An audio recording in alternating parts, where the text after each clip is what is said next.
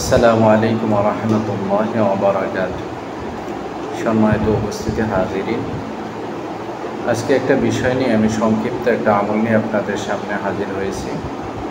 যে আকাবিরদের জীবনী থেকে, আকাবিরদের আমল থেকে স্বামী স্ত্রীর দ্বন্দ্বে আকাবিরগণ কি আমল বাতলেছে, তার ভিতর থেকে আমি আপনাদেরকে একটা আমল বলে দেব। আশা রাখি স্বামী স্ত্রীর ভিতরে যদি প্রকট দ্বন্দ্ব থাকে, ইনশাআল্লাহ আপনাদের ভিতরে মিল মহব্বত চলে আসবে। অনেক সময় দেখা যায় স্বামী এবং স্ত্রী এতটাই তারা একে অপরের প্রতি হয়ে যায়, খারাপ সম্পর্ক হয়ে যায় যে বাবার বাড়ি চলে যায় পর্যন্ত, অথবা স্বামী ঘর ছেড়ে চলে যায়। সেই সকল স্বামী এবং স্ত্রী যাদের ভিতরে চরম দ্বন্দ্ব, আপনারা এই আমলটা করবেন ইনশাআল্লাহ। আল্লাহ চাহে তো, আল্লাহ যদি আপনাদের উপর রহম করেন, ইনশাআল্লাহ মহব্বত ফিরে আসবে। আমলটি হলো, স্বামী বা স্ত্রী রাগ করে যদি বাড়ি থেকে চলে যায়, তাকে ফিরিয়ে আনার এই তকবীর বা এই আমলটা আপনারা করবেন ইনশাআল্লাহ। তো স্বামী এবং স্ত্রী যে কেউ চলে যাবে, তার অপরজন যিনি আশিক হবেন, মানে যিনি এই তকবীরটা করতে চান, যে তার ওয়াইফ যেন তাকে ভালোবাসে অথবা তার স্বামী যেন তাকে মহব্বত করে, তার জন্য আপনি এই আমলটা করবেন।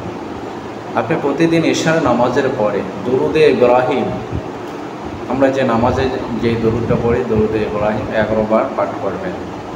তারপরে 11 বার পাঠ করার পরে আপনি যেই আয়াতটি আপনারা পড়বেন সেটা 1300 বার পাঠ করবেন। রব্বি আন্নি মাগলুবুম ফান্তাসির, রব্বি আন্নি মাগলুবুম ফান্তাসির, রব্বি আন্নি মাগলুবুম ফান্তাসির।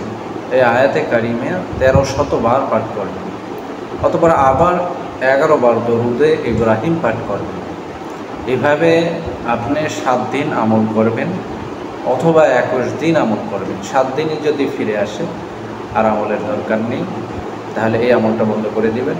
আর যদি না ফিরে আসে, তাহলে আপনি আরও ইতমিনানের সাথে, আরও একাগ্রতার সাথে আল্লাহ তাআলার দিকে রুজু হইয়া, নত হইয়া, নরম হইয়া কান্নাকাটি করবেন, দোয়া করবেন, আর এই আমলটা চালায় যাবেন ইনশাআল্লাহ।